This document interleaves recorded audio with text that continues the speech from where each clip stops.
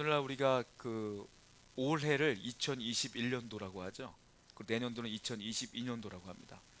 그런데 우리 앞에 2021년도 앞에 서기라고 말해요. 서기 2021년. 그리고 우리가 알고 있는 것처럼 기원전, 기원후 이렇게 얘기를 하는데 그걸 영어로 말하면 서기를 AD라고 합니다. AD 2021. 그리고 기원전을 BC 얼마 이렇게 나오잖아요. 그게 뭐냐면 기준점이 있어요. AD가 뭐냐면 이게 라틴어거든요. 아노 도미니라는 뜻이 아노 도미니. 이게 무슨 뜻이냐면 우리 주님의 해에 이런 뜻이에요. 아노 도미니 AD 우리 주님의 해. 그리고 BC는 영어예요. Before Christ. 예수님 오시기 전. 그러니까 기준점이 뭐냐면 예수님이야. 예수님이 오시기 전이 기원 전이고 예수님 오신 후가 기원 후가 되는 거예요. 서기가. 우리가 연도를 따질 때 이렇게 예수님이 기준이 되는 것처럼 사람도 마찬가지예요. 우리 성도님들이 예수님을 만나기 전과 후가 달라야 돼요. 예수님 만나기 전과 예수님 만난 후가 똑같다면 아무 의미가 없어요. 그러니까 예수님이 내 인생의 기준점이 돼야 돼. 주님 만난 후와 주님 만나기 전이 달라져야 된다라는 거예요. 오늘 본문을 보게 되면 베드로가 등장을 하는데 베드로가 예수님 만나기 전과 예수님 만난 후가 완전히 달라요. 오늘 본문이 그런 부분이 나와 있어요. 자, 본문 1절 말씀 한번 읽어보겠습니다. 1절 시작. 무리가 몰려와서 예수는 게네사렛 호숫가에 서서 게네사렛 호숫가에 섰다 이 말이었는데 게네사렛은 누가복음에는 게네사렛 호수라고 나와 있는데 더 유명한 말이 있어요. 이게 어디냐면 갈릴리 호수예요. 갈릴리 호수와 게네사렛 호수가 똑같은 말이에요. 이게 왜 그러냐면 어디는 갈릴리 바다라 그래, 어디는 호수라 그래. 이게 왜 그러냐면 굉장히 커요. 이게 동쪽과 서쪽의 길이가 12.8km예요. 이 호수가. 그리고 남쪽과 북쪽은 20.8km. 그러니까 우리가 12.8, 20.8 뭐 얼마 안 되는 것 같아라고 생각할 수 있지만 이 거리를 걷는다고 생각해 보세요. 엄청나게 큰 거예요. 그러니까 호수가 크다 보니까 물이 깊을 거 아니에요. 그러니까 바람이 불면 파도가 일고 바다처럼 돌풍도 불고 파도도 있어 호수에. 그래서 이걸 가지고 누구는 갈릴리 바다라고 해요. 이 끝이 안 보이기 때문에. 그런데 원래는 호수다라는 거죠. 이 베드로는 여기서 그물질하는 사람이에요. 이거 어부하는 거예요. 어부. 그러니까 고기를 잡아다가 생계를 유지하는 사람인데 어느 날 이 본문을 보게 되면 어떤 일이 벌어졌냐면 이 고기를 밤새도록 잡았는데 못 잡은 거예요. 한 마리도 못 잡았어요. 한 마리도 못 잡고 밤새도록 고생만 하다가 이제 아침이 되어서 새벽녘이 되어서 이제 집으로 돌아와서 이제 그물을 손질하는 장면 가운데 예수님이 베드로를 만나는 겁니다. 그러니까 이게 지금 베드로가 컨디션이 좋았을 때 만난 게 아니라 피곤에 쪄들었을 때, 졸릴 때, 괴로울 때, 힘들 때. 그런데 우리가 이제 어부들하고 인터뷰하는 내용들을 보면 밤새도록 고생하고 뭐 며칠 동안 고생해도 만선을 채우면 기분이 좋잖아요. 그런데 이 베드로는 밤새도록 고생했는데 한 마리도 못 잡았어 지금. 그러니까 얼마나 지치겠어요. 그 상태에 예수님이 베드로를 만났어요 지금. 자, 본문 2절 말씀 한번 읽어볼게요. 시작.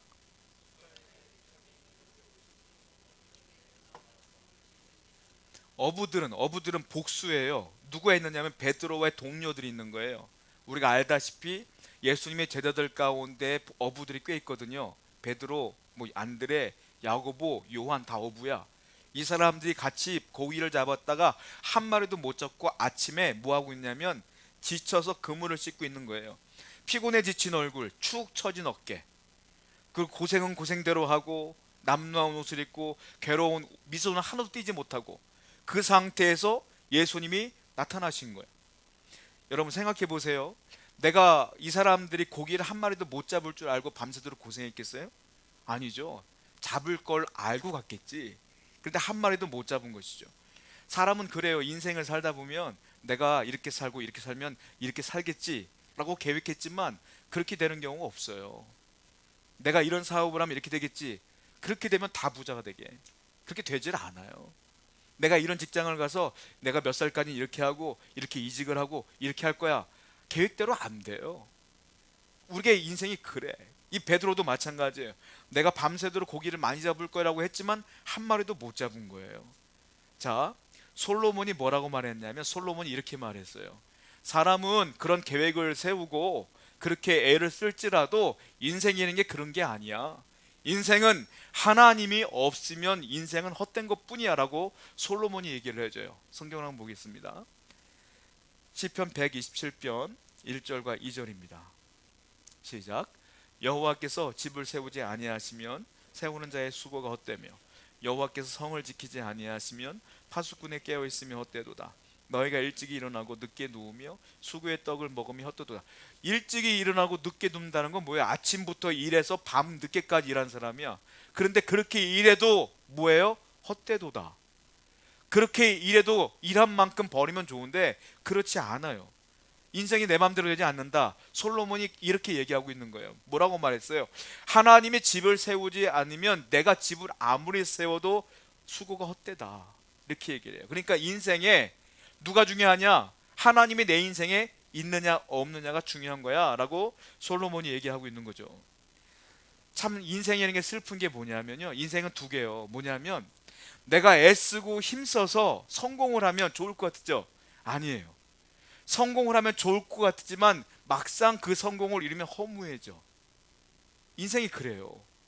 우리는 아직 성공을 못 해봤기 때문에 궁금하긴 하지만 대부분의 가진 거 다 가진 사람들은 허무해.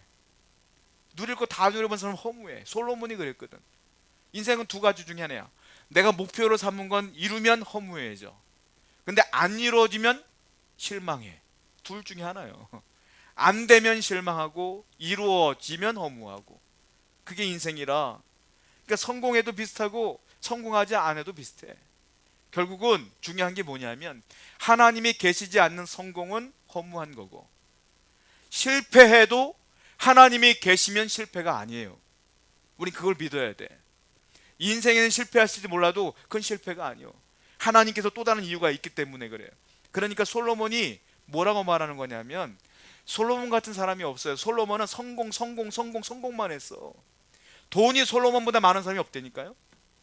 머리가 솔로몬보다 좋은 사람이 없어요. 이 당시에 권력이 왕보다 높은 사람이 어디 있어요? 왕이거든 솔로몬. 그런데 그 솔로몬이 뭐라고 말한 거예요? 다 헛되다. 성공해봤더니 가져봤더니 허무한 거예요. 왜 돈 많은 사람들이, 왜 권력 있는 사람이 스스로 목숨을 끊어요? 허무하니까. 없는 사람은 실망하니까 목숨 끊고, 있는 사람은 허무하니까 목숨 끊고. 인생은 둘 중에 하나라니까요. 허무하든지 실망스럽든지. 하나님이 없으면 그래. 자, 성경을 볼게요. 솔로몬이 전도서 주제를 얘기하고 있는데 이렇게 말하고 있어요. 전도서 1장 2절 한번 읽어보겠습니다. 시작. 전도자가 이르되 헛되고 헛되며 헛되고 헛되니 모든 것이 헛되도다. 이 한 절에 헛되다가 5번이 나와요. 5번이. 헛되고 다 헛되대. 솔로몬 아까 말씀드린 것처럼 없는 게 없는 사람이거든요. 그런데 공허한 거야. 헛되다는 게 뭐냐? 공허한 거야. 허무하다는 거예요. 전도서의 주제는 두 가지입니다. 첫 번째 주제는 뭐냐면 하나님이 없는 인생의 허무함. 이게 첫 번째 주제예요. 두 번째 주제는 뭐냐면 그러니까 하루라도 빨리 하나님 만나라. 이게 두 번째 주제예요. 그러니까 인생은 허무한 거니까 어떻게든 빨리 하나님 만나는 게 중요해요. 저와 여러분들 하나님 빨리 믿어서 다행이야. 그나마 이게 느지막히 믿으면 사람들은 그렇게 얘기해요. 아니 어떤 분들은 실컷 놀다가 죽기 전에 믿으면 천국 가는 거 아니요? 죽기 전에 믿지 뭐 라고 하는 사람도 있어요. 그 젊을 때 힘 있을 때 실컷 노는 사람도 있어요. 여러분 그게 좋을 것 같아요? 아니에요. 솔로몬이 뭐라고 말하냐면 젊을 때 빨리 하나님 만나라. 빨리 만나야 행복하고 빨리 만나야 기쁘다. 이게 늦게 만난다고 좋은 게 아니에요. 그러니까 뭐라고 말해요? 주제는 두 가지라니까요. 인생은 허무하니까 빨리 만나라. 빨리 만나라. 자, 헛되다. 헛되다는 게 뭐냐면 이게 히브리어로 헤벨이란 뜻이에요. 헤벨의 뜻이 뭐냐? 입김이에요. 입김. 겨울에 춥잖아요. 아침에 일어날 때 후 하면 입김 나오죠. 허옇게. 근데 그게 1시간 갑니까? 2시간 가요? 후 불면 눈 한번 깜빡하면 없어졌어. 그게 입김이에요. 솔로몬이 뭐라고 말하냐면 헛되다는 게 뭐냐면 인생이라는 게 지금 잠깐 내가 성공한 것처럼 보이지만 금방 사라져 이거예요. 그러니까 하나님이 없으면 헛되다. 또 보세요. 전도서 2장 11절입니다. 시작. 그 후에 내가 생각해 본즉 내 손으로 한 모든 일과 내가 수고한 모든 것이 다 헛되어 바람을 잡는 것이며 해 아래에서 무익한 것이로다. 내가 생각해 보니까 내 손으로 한 모든 일, 내가 수고한 모든 것이 다 헛돼. 헤벨, 입김이야 이 말이야. 다 사라졌어. 바람을 잡는 것 같아. 바람을 잡은 사람이 있어요? 못 잡지. 인생이라는 게 내 손이 안 잡힌다는 거예요. 바람을 잡는 것처럼 헛되다. 바람을 잡는 것 자체가 헛된 일이야. 해 아래에서 모든 것이 무익한 거다. 결국 내 인생을 바치고 그렇게 살아봤자 하나님이 없으면 헛돼. 왜? 죽으면 하나님이 없으면 끝나는 거예요. 천국에 못 들어가. 그러니까 솔로몬이 그렇게 얘기하는 거예요. 자, 무언가 열심히 살면서 성취하고 많이 소유한 것 같은데 나중에 보면 아무것도 없어. 베드로전서 1장 24절 보세요. 시작. 그러므로 모든 육체는 풀과 같고 풀의 꽃과 같으니 풀은 마르고 꽃은 떨어지다. 모든 육체는 풀과 같대요. 풀은요 오래가지 않습니다. 봄에 폈다가 여름 되면 조금 올라왔다가 가을 되면 조금 시들기 시작하면 겨울이 싹 없어져요. 겨울 되면 다 죽은 것 같아. 풀처럼 그렇게 꽃 같은 거 보면 봄에 얼마나 아름다워요. 유채꽃, 장미꽃, 개나리, 진달래 얼마나 이뻐. 근데 그게 오래 가요? 아니요. 벚꽃은 일주일도 안 가. 그렇게 화려한 꽃이 금방 사라져. 인생이 그렇다는 거예요. 풀같이 금방 사라지는 게 인생이라. 풀은 곧 마른다. 꽃은 떨어진다. 우리 인생도 마찬가지예요. 저는 나이가 많지는 않지만 제 인생도 돌아보면 저는 지금도 어릴 때 일이 지금 같아. 우리 권사님들이나 우리 성도들 어때요? 다 그렇잖아. 나이는 있어도 정신은 또렷하거든. 그러니까 옛날 젊을 때 일이 엊그제 같아. 그렇잖아요. 근데 내 육체는 쇠하고 있는 거예요 지금. 이제 하나님 나라 갈 날이 얼마 안 남았어. 똑같아. 이 말이 그 말이에요. 인생의 풀과 같다. 금방 사라진다. 곧 사라진다. 그런데 그 사라질 인생을 위해 뭘 그렇게 열심히 사냐 이거예요. 어차피 그 인생 헛되니까 지금 나는 하나님과 동행하는 삶이 더 중요한 것이다 라고 솔로몬이 그 얘기를 하고 있는 거예요. 누가복음 12장을 보면 어리석은 부자가 나와요. 이때는요 지금은 뭐 집 큰 거 가진 사람이 부자요, 통장 몇 개 가진 사람이 부자지만 이때는 아니야. 이때 옛날에는 땅 많은 사람이 부자예요. 농사를 크게 지은 부자야. 이 부자가요 농사를 크게 지었더니 풍년을 맞았어요. 그러니까 딴 때보다 더 많이 곡식을 얻으니까 곡식 쌓아둘 창고가 없어. 창고를 더 져요. 또 만들어 또 만들어. 그리고 다 집어넣는 거야. 그리고 배가 부르니까 얼마나 행복해. 야 이제 아쉬울 거 없다. 기분 좋다. 그때 뭐라고 그래요 하나님께서? 누가복음 12장 20절 말씀 볼게요. 시작. 하나님이 이르시되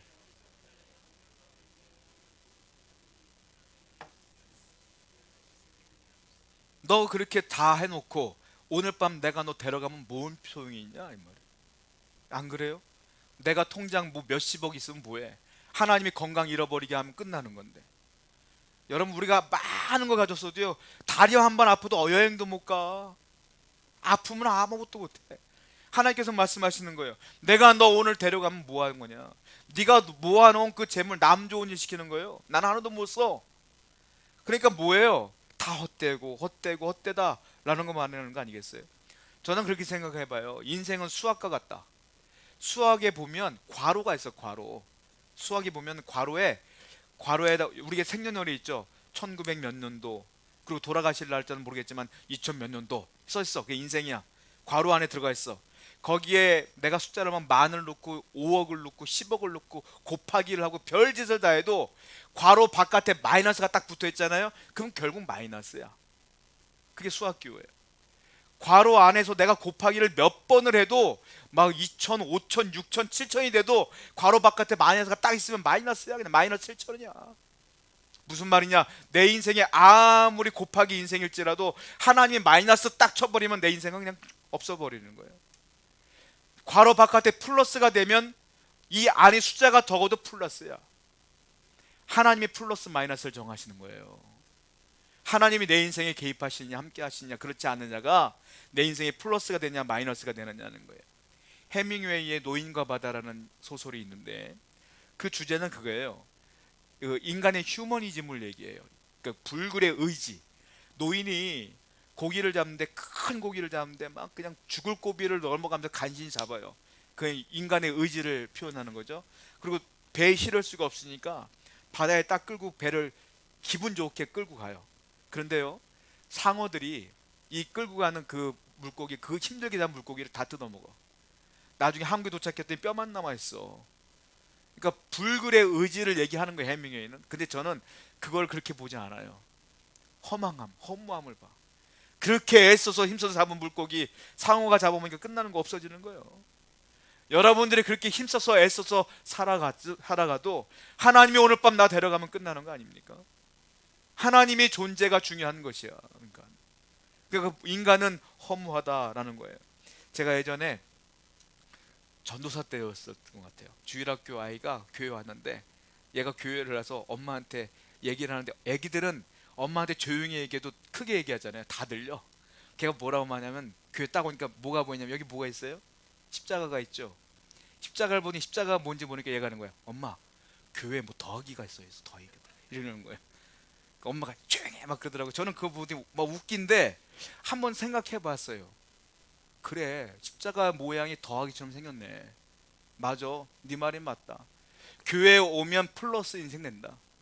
구원이 더해지고, 은혜가 더해지고, 복이 더해지고, 하나님이 더해지고. 그래, 네 말이 맞다 생각했어요. 여러분, 하나님의 은혜가 더해져야 내 인생이 행복한 거예요. 하나님의 은혜가 없으면 허망해지는 거예요. 세상에 많은 사람들 인생의 낭이 뭐가 있겠어요. 그러니까 열심히 살아서 돈도 벌고 땅도 넓히고 거기에 올인을 하는 거야. 최선을 다하는 거야. 그런데 그거 가져봤자 나중에 몸 아프고 생명 끊어지고 여러 가지 문제 생기면 다 없어지고 허망해지는 거거든. 근데 우리는 괜찮아. 왜? 우린 다 없어져도 괜찮아. 하나님이 계시니까. 하나님이 내 안에 평안을 주니까 괜찮아. 우리는. 그러니까 뭐예요? 우리는 없어도 플러스 인생, 있어도 플러스 인생이야. 그 주님이 오늘 저와 여러분과 함께 계신다. 솔로몬이 그 얘기하고 있는 거예요. 하나님 없는 인생은 헛되고 헛된 거예요. 하나님이 계셔야 플러스가 되는 거야 라고 솔로몬이 얘기하는 거예요. 그러니까 인생은 허무하니까 지금 빨리 하나님 만나 라는 걸 솔로몬이 전도서를 우리에게 쓴 얘기라는 거예요. 전도서의 결론은 독자들에게 이렇게 권면하고 있어요. 성경을 볼게요. 전도서 12장 1절부터 2절입니다. 시작. 너는 청년의 때에 곧 곤고한 날이 이르기 전에, 나는 아무 낙이 없다고 할 해들이 가깝기 전에, 해와 빛과 달과 비구름이 다시 일어나기 전에 그랴. 너는 청년의 때 너의 창조주를 기억하라. 청년의 때가 언제예요? 난 청년이 아닌데. 이게 무슨 말이냐면, 청년의 때는 빨리, 젊을 때, 한시라도 젊을 때 빨리 창조자 하나님을 만나라 이거예요. 빨리 만나라. 그래야 네 인생이 플러스 인생 된다. 허무해지지 않는다라는 거예요. 시몬 베드로는 오늘 본문을 보니까 다행히 지금 밤새도록 고기 잡고 실패한 상심의 마음을 갖고 있는데, 이때 예수님을 다행히 만났어요. 만났기 때문에 이 절망의 심정에서, 실패의 심정에서 능력과 승리의 삶으로 바뀌어진다. 실패해도 내가 하나님을 만날 수만 있다면 실패가 복이 될 수 있어요. 근데 주님을 만나지 않으면 실패는 나에게 괴로움이 될 수밖에 없는 것이죠. 자, 베드로가 어떻게 인생이 바뀌냐? 본문 누가복음 5장 2절 한번 읽어볼게요. 시작. 호숫가에 배 두 척이 있는 것을 보시니, 호숫가에 배가 두 척이 있어요. 배 한 척 다 사람이 한 명 탄 게 아니에요. 왜? 그물을 내리고 돕는 사람이 필요하니까 여러 명이 탔겠죠. 배 두 척에 여러 명이 있는 거예요. 그런데 거기서 배가 나와서 그물을 씻고 있는데, 예수님께서 그 두 척 가운데 베드로가 있는 배에 올라요. 거기에 딱. 이게 우연이 아니야. 왜냐하면 예수님이 이 당시 이미 베드로를 알고 있었어요. 아는 사이야 둘이. 왜? 이 본문 나오기 전에 누가복음 4장에 보면 38절과 39절을 보면 베드로의 장모의 열병을 예수님이 이미 고쳐줬어요. 그리고 5장에 넘어온 거란 말이에요. 그러니까 베드로는 이미 예수님을 알고 있어. 예수님과 대화도 해봤고 예수님이 내 장모의 병도 고쳐주셨어. 그런데 예수님이 설교를 지금 하려고 하는데 사람들이 많이 몰려왔단 말이에요. 근데 이 앞에 설교하기가 부담스러우니까 배에 올라서 좀 떨어져서 설교하려고 하는데, 두 척 중에 예수님은 꼭 베드로의 배를 탄 거야. 왜냐? 이건 우연이 아니에요. 베드로에게 뭔가 하려고 하는 말씀이 있기 때문에 베드로의 배에 올라타신 거예요. 자, 누가복음 5장 3절 볼게요. 시작. 예수께서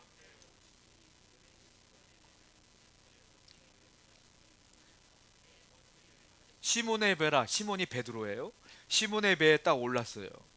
자, 베드로의 배에 딱 올란 다음에 예수님이 설교를 하기 시작해, 대중들에게. 그런데요, 예수님의 설교가 10분 설교가 아니에요. 설교가 길어. 베드로는 뭐 했죠? 밤새도록 고기 잡다가 한 마리도 못 잡은 상태야. 피곤해, 너무 피곤하고 기분도 안 좋은 상태인데 하필이면 네 배에 올랐어요, 예수님이. 그리고 예수님이 설교를 하기 시작하는데 금방 끝나지도 않아. 얼마나 짜증이 올라올까요? 베드로 입장에서 얼마나 화가 나올 거예요. 근데 베드로는 예수님이 내 배에 설교를 하기 때문에 듣기 싫어도 설교를 들어야 돼. 지금 예수님이 코앞에 있으니까 안 듣고 싶어도 들려. 계속 설교를 계속 듣고 있는 거야. 계속 듣고 있는데 그 말씀이 마음에 들어와. 그러면서 믿음이 생겨요. 말씀이 들어오면서 믿음이 생겨. 여러분, 믿음은 어떻게 오는지 아세요? 믿음은 들음에서 나며, 들음은 하나님 말씀으로다. 말씀이 들어와야 믿음이 생기거든. 그러니까 베드로에게 말씀이 들려오니까 믿음이 생겨. 그런데 이 말씀이 들어오니까 믿음이 생기니까 길어서 힘든데 그래도 참아. 믿음이 생기니까 믿음이 싹트기 시작해요. 누가복음 5장 4절 볼게요. 예수님이요, 말씀이 끝났어요, 드디어. 근데 이렇게 말씀하세요. 읽어보겠습니다. 시작. 말씀을 마치시고 시몬에게 이르시되 깊은 데로 가서 한술 더 떠. 말씀도 길어 죽겠는데 이제 끝났구나, 집으로 가자 했는데 갑자기 예수님이 아니야 베드로야, 그물을 한 번 더 내려. 일을 한 번 더 하라는 거예요. 거기다가 깊은 데 가서 던지래. 이거는 말도 안 되는 거예요. 왜냐하면 이 당시에는 그물은 크지가 않기 때문에 밑에까지 내려가지도 않아요. 이 당시는 옛날이기 때문에. 그리고 햇빛이 비치는 얕은 물가에 작은 고기들이 있기 때문에 어부들은 이 당시에 얕은 물가에서 물고기를 잡는단 말이에요. 근데 예수님이 깊은 데 가서 잡으래. 예수님의 직업이 뭐였느냐면 목수였어요. 베드로는 어릴 때부터 고기 잡았던 어부였어. 전공이 틀려. 예수님은 집을 만드는 사람이고 베드로는 고기를 잡는 사람인데, 이 집을 만드는 예수님이 고기를 깊은 데서 더 잡으래. 베드로가 얼마나 짜증이 나겠어요. 피곤한데 말씀도 긴 거 참았는데 거기다 또 말씀이 깊은 데가 던지래. 화가 났겠죠. 근데 화내지 않아요. 그냥 참아. 그리고 뭐라고 하는지 아세요? 당신의 말씀대로 내가 한 번 더 내릴게요. 왜냐? 말씀을 들으니까 믿음이 생겼거든. 이분이 보통 분이 아닌 걸 깨달았거든. 그래서 믿음대로 한 번 더 내리게 되는 거예요. 자, 5절입니다. 누가복음 5장 5절 시작. 시몬이 대답하여 이르되 잡은 것이 없지만은 말씀에 의지하여 내가 그물을 내리리다. 근데 앞에 보면 뭐라고 했냐면 예수님을 어떻게 불러요? 선생님이라고 불러요. 이거는 뭐라고 말하냐? 랍비어, 이 말이에요. 랍비라고 불러. 그러니까 그 당시 랍비가 많았어요. 바리새인은 다 랍비야. 그러니까 대단한 랍비 중에 한 사람, 대단한 선생님 중에 한 사람이라고 베드로는 인식했던 것 같아요. 하나님의 아들로 인식하지 않았어요. 이 당시까지는 훌륭한 분이구나라고 꺼내 생각했어. 그리고 말씀에 의지하여 내가 한 번 더 그물을 내려보겠습니다 라고 얘기했어요. 그리고 그물을 내렸더니 엄청난 일이 벌어집니다. 누가복음 5장 6절 7절 시작. 그렇게 하니 고기를 잡은 것이 심히 많아 이에 다른 배에 있는 동무들에게 손짓하여 와서 도와달라 하니 그들이 와서 두 배의 체험에 잠기게 되었더라. 그런데 밤새도록 한 마리도 못 잡았던 고기를 그물이 찢어질 정도로 많이 잡았어요. 엄청나게 많이 잡아서 혼자 못 드니까 다른 배를 불러. 아까 두 개였잖아요. 배가 한 척을 더 불러. 야, 같이 좀 들자 해서 기분 좋게 고기를 잡는 거예요. 그리고 그 그물을 끌어올렸어. 여러분, 베드로의 전공은 어업이에요. 예수님의 전공은 목공이에요. 그런데 베드로는 예수님 말씀을 들었죠. 솔직히 말하면 베드로가 더 전문가야. 그런데 예수님 말씀대로 됐어. 우리는 이걸 알아야 돼. 하나님의 전공은 목공이 아니에요. 목수가 아니야. 하나님의 전공은 올이야, 올. 하나님은 다 해. 하나님은 천지 만물을, 경제, 정치, 사회, 문화, 예술, 종교 다 하나님이 우리보다 나아. 그걸 알아야 돼요. 우리는 내가 잘난 맛에 기도하지 않아요. 아니에요. 하나님은 나보다 훨씬 더 뛰어난 분이에요. 그러니까 무엇을 하든지 간에 기도하면서 그분의 말씀에 순종해야 돼요. 자, 바울이 뭐라고 말합니까? 고린도전서 1장 25절 읽어봐요. 시작. 하나님의 어리석음이, 이게 좀 말에 어폐가 있는데요. 하나님의 어리석음이 사람보다 지혜롭다. 하나님의 약하심이 사람보다 강하다. 하나님이 약할 리가 없죠. 하나님이 어리석을 리가 없죠. 근데 이걸 비유하는 거예요. 사람이 IQ가 200이 넘어가도, 세계에서 제일 똑똑해도 하나님의 컨디션이 제일 안 좋을 때보다도 못해, 이 말이에요. 사람이 아무리 능력이 많아도, 초인류 국가의 대통령일지라도, 권력이 많아도 하나님이 정말로 컨디션 안 좋을 때보다 약한 거예요, 이 말이에요. 말에 어폐가 있지만 그만큼 비교 불가라, 이 말이에요. 그런 하나님을 놔두고 내 힘과 능력으로 무엇을 하겠느냐. 여러분들은 기적을 원하지 않습니까? 내 인생에 기적을 원하잖아요. 기적을 하려면 공식이 필요해요. 뭐가 필요하냐? 지금 베드로에겐 기적이 나타났어. 고기를 한 마리도 못 잡았는데 지금 갑자기 예수님 말씀대로 살았더니 기적이 벌어진 거예요. 기적은 이렇게 공식이 나타나요. 뭐냐? 첫 번째, 말씀을 듣고 믿음이 생겨야 돼요. 믿음이 있어야 돼. 그리고 믿었으면 머리로만 믿습니다로 끝나면 안 돼요. 베드로처럼 믿고 진짜 그물을 들고 물 깊은 데로 가서 그물을 내려야 돼. 이게 뭐냐? 순종이에요. 믿음에다가 순종에 더해지나요? 그럼 뭐가 나타나냐? 그제서야 기적이 나타나는 거예요. 믿음 플러스 순종이 기적이다. 저와 여러분들은 기적을 원한다면, 하나님의 복을 원한다면 믿음을 갖고 그 말씀대로 살아가는 삶으로 연결되어야 돼요. 그래야 하나님의 은혜가 있다는 거죠. 성경 또 보겠습니다. 누가복음 5장 8절 볼게요. 이제 베드로가 이렇게 말해요. 시작. 시몬 베드로가 이를 보고 예수의 무릎 아래 엎드려 이르되 주여 나를 떠나소서. 아까는 베드로가 맨 처음에 뭐라고 그랬죠? 선생님이라고 그랬죠. 지금 뭐라고 말하죠? 주여라고 말해요. 단어가 달라졌어요. 선생님은 랍비야. 주여는 뭐냐? 나의 하나님이요, 이런 뜻이에요. 갑자기 이 기적을 체험한 베드로가 예수님이 단순한 선생님이 아니고 하나님의 아들이구나, 아까 배 위에서 설교한 것처럼 진짜 하나님의 아들이구나라는 것을 깨달아요. 그리고 뭐라고 말해요? 주여 나를 떠나세요. 나를 떠나세요. 나는 죄인으로소이다 라고 말하는 거예요. 지금까지는 자기가 죄인인지 몰랐어. 그런데 지금 예수를 보고 죄인인 걸 깨달았어. 이게 은혜예요. 뭐냐? 사람은 성공을 위해 살지만 중요한 게 뭐예요? 성공을 아무리 해봤자 허무하다 그랬잖아요, 제가. 자, 중요한 건 뭐냐면 내가 죄인인 걸 깨닫는 게 제일 중요해요. 왜? 내가 죄인인 걸 깨달아야 회개하고요, 회개해야 용서받고요, 용서받아야 내 영혼이 살아. 그래야 천국 가는 거니까. 그러니까 중요한 게 뭐냐? 내가 죄인인 걸 깨닫는 게 중요해요. 베드로는 지금 죄인인 걸 이제서야 깨달은 거예요. 그리고 주여 나를 떠나세요 라고 말하는 거예요. 주여 나를 떠나세요 라고 말하는 건 베드로의 진심이 아니에요. 여러분 드라마나 영화 같은 데 보면 남녀가 막 연애를 하잖아요. 사랑하는 사이. 근데 집안에 뭐 반대가 있어. 드라마 많이 보면 이게 똑같은 주제야. 맨날 반대. 그러면 이 둘은 사랑해서 못 살아. 막 떨어지면 안 돼. 근데 여자나 남자나 두 사람이 결심을 해. 안 돼. 우리 헤어지자. 이렇게 얘기해. 근데 헤어지면 뒤로면 맨날 울어. 막 울어. 알죠? 헤어지자는 거예요? 헤어지지 말자는 거예요? 헤어지지 말자는 거지. 근데 말로는 헤어지자는 거지. 이 말은 뭐냐? 주여 나를 떠나소서. 이 말은 뭐냐면 진짜 나를 떠나세요가 아니라 나는 죄인인데 주님이 나를 붙잡아 주자면 난 죽어요. 날 좀 붙잡아 주세요. 이 말을 베드로가 떠나세요라고 말하는 거지. 나는 죄인이기 때문에 붙잡을 수 없어요.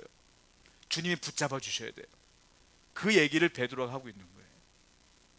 하나님 앞에 서면요, 내가 죄인인 걸 알아요. 하나님 앞에 서지 않으니까 내가 죄인인 걸 모르는 거예요. 내가 죄인인 걸 알면 겸손할 수밖에 없어요. 자, 예수님이 이렇게 말씀하십니다. 마태복음 16장 26절 한번 보겠습니다. 시작. 사람이 만일 온 천하를 얻고도 제 목숨을 잃으면 무엇이 유익하리요? 사람이 무엇을 주고 온 천하를 얻어도 내가 목숨을 잃으면 무엇이 유익하겠느냐? 이 말은 무슨 말이냐면 여러분들이 여기서 떵떵거리고 살아도요, 내가 하나님 믿지 않으면 내 영혼은 죽은 거예요. 내가 죽어봐야 아는 게 아니라 내가 지금 예수님을 못 믿으면 죽은 거야. 지금 내가 100년을 살도 200년을 살아도 천국에 못 간다는 소리예요. 이 말은. 그 말은 뭐예요? 사람이 생명보다 중요한 게 뭐가 있겠느냐. 그러니까 하나님을 믿어야 되지 않겠느냐라고 예수님께서 직접 말씀하셨잖아요. 자, 예수님께서 베드로의 이 말씀을 듣고 얘기하시죠. 누가복음 5장 32절입니다. 시작. 내가 의인을 부르러 온 것이 아니요 죄인을 불러 회개시키러 왔노라. 베드로야, 내가 죄인인 걸 고백하는 너를 보니까 내가 떠날 수가 없다. 왜냐? 나는 의인을 부르러 온 게 아니라 너 같은 죄인을 부르러 온 거야. 그리고 예수님께서는 베드로에게 은혜를 주고 복을 주시잖아요. 이게 축복이에요. 축복을 넘어 그에게 놀라운 은혜가 임하죠. 예수님이 그에게 뭐라고 말합니까? 자, 누가복음 5장 10절 시작. 세베대의 아들로서 시몬의 동료 놀랐습니다. 예수께서 시몬에게 이르시되 무서워하지 말라. 이제후로는 내가 그냥 구원받은 것으로 끝난 것이 아니라 사명을 주시는데 네가 사람을 취하리라, 사람을 낚는 어부가 되리라, 소명을 주시는 거예요. 그리고 베드로뿐만이 아니라 그 옆에 있었던 동료들, 아까 말씀드린 것처럼 베드로, 야고보, 요한도 함께 예수님을 따라요. 누가복음 5장 11절 시작. 그들이 배를 육지에 대고, 그들이 베드로를 포함하여 그 모든 사람들이 다 예수를 따랐고 예수님의 제자가 된 거예요. 한마디로 말하면 예수님 만나기 전에는 어떤 인간이었느냐? 그물질만한, 헛된 그물질만한 생계형 인생이야. 그냥 먹고 사는 데 집중했던 생계형 인생. 근데 지금부터 예수 만난 후부터는 달라져. 어떤 인생이 되느냐? 생계형 인생이 아니라 소명형 인생으로 바뀌어. 이제 하나님의 소명을 받고 하나님의 능력을 받고 하나님의 일을 하는 소명의 사람으로 바뀌어진다. 이게 기준점이 누구냐? 예수님 만난 전과 후로 바뀌어지는 거예요. 저와 여러분도 마찬가지예요. 예수님을 알았으면, 예수님을 이제 믿었으면, 예수님 믿기 전에는 내 목적과 내 인생을 살았더라면 이제는 소명형 인생으로 바뀌어야 된다. 하나님의 영광을 위해서, 주님을 위해서 살아야 되지 않겠느냐라는 거예요. 자, 그렇다면 우리가 흔히 알고 있는 소명, 사명, 그러면 목사님이나 뭐 선교사님이나 이런 분들만 사명자로 알아요. 많은 분들이. 그래서 사명자로 사세요, 소명자로 사세요 그러면 신학교 가겠습니다, 뭐 선교 가겠습니다 이런 분들이 있는데, 그렇지 않아. 예수님이 그걸 말렸어요. 자, 성경을 보면 마가복음 5장 18절과 19절을 보면 이런 말이 있어요. 읽어봅시다. 시작. 예수께서 배에 오르실 때에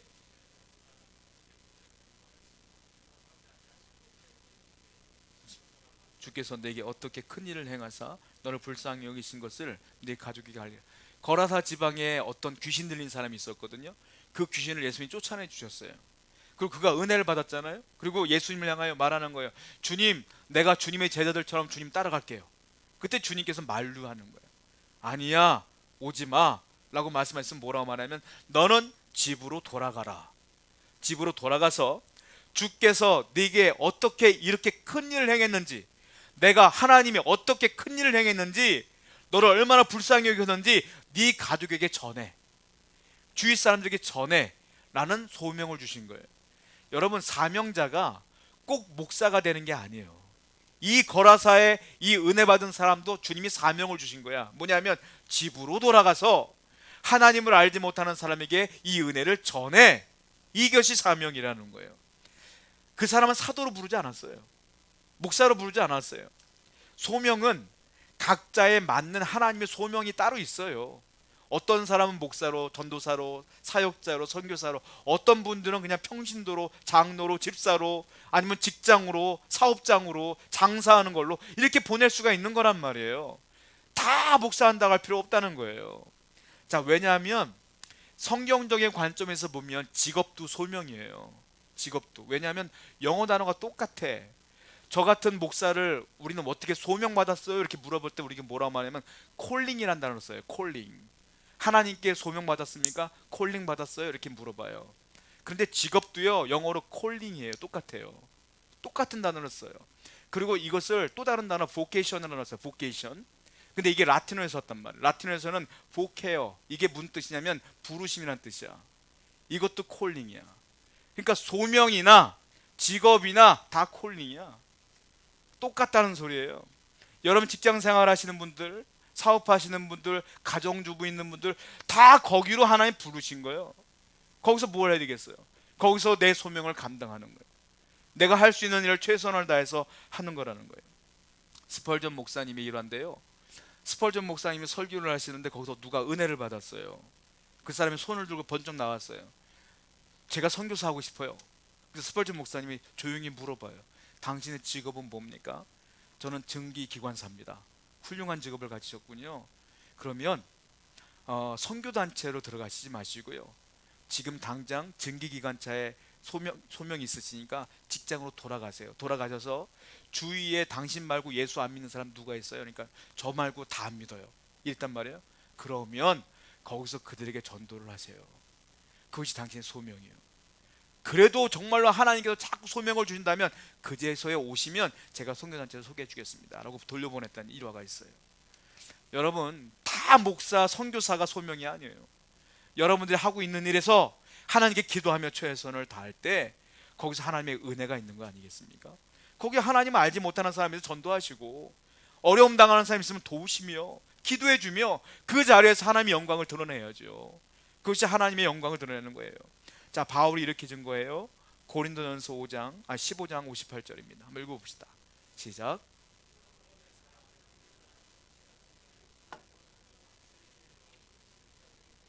이는 너희 수고가 주 안에서 헛되지 않는 줄을 압니다. 여기 보시면 주의 일에 더욱 힘쓰는 자들이 되라 했어요. 주의 일이 뭐냐? 그게 소명이에요. 콜링이에요. 여러분들 주의 일에 더욱더 열심히 하자. 하나님이 나를 여기에 보냈구나 라는 생각을 가지고 열심히 일하는 거예요. 이제 조금 있으면 한 해가 또 저물어 가지 않습니까? 지난 한 인생을 내가 바다에서 얼마나 헛된 그물질을 했는가 되돌아보시고, 내가 다시 한번 이제 돌아오는 해는 하나님과 동행하며 하나님을 영광을 돌리며 살겠노라고 결단하시는 여러분 되기를 축원드립니다. 함께 기도하겠습니다.